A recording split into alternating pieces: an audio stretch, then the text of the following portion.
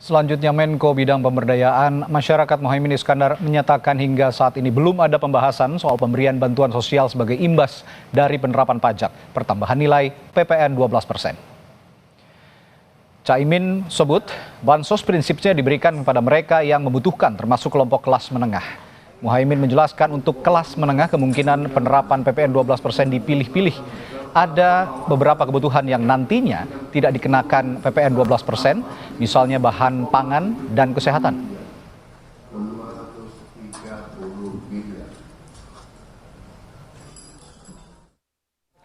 Ya, belum ada pembicaraan soal bansos itu, tapi bahwa pemerintah akan berusaha agar beberapa beban itu tidak terkena PPN.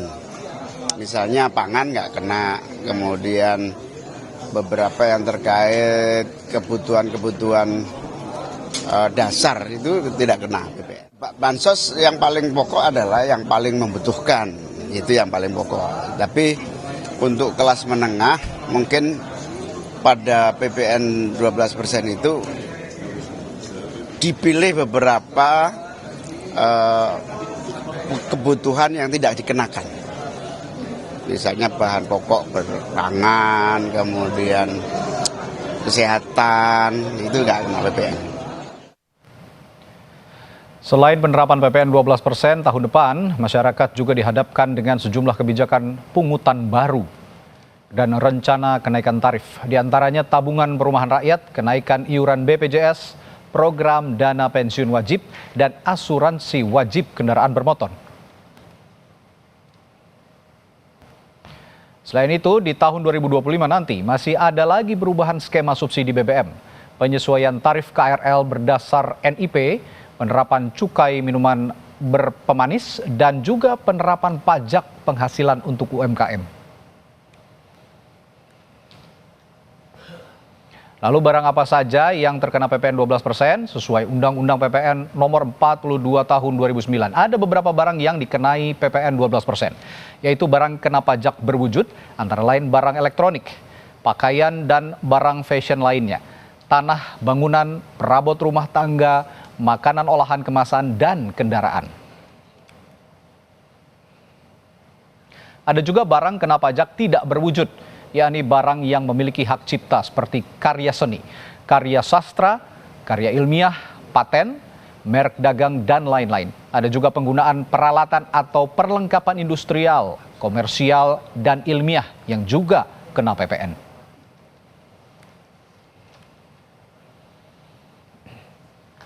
Berdasarkan perkiraan Indef, jika pemerintah akan menerapkan tarif PPN 12% di tahun 2025 dan ditambah berbagai iuran dan pungutan, laju pertumbuhan ekonomi Indonesia akan menurun.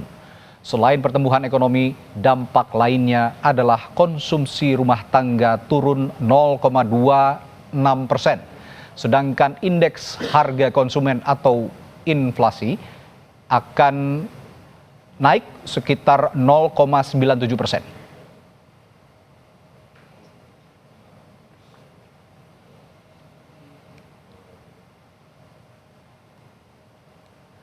Dampak kenaikan PPN menjadi 12% lainnya menurut perkiraan Indef, tingkat upah real pekerja akan turun 0,96%.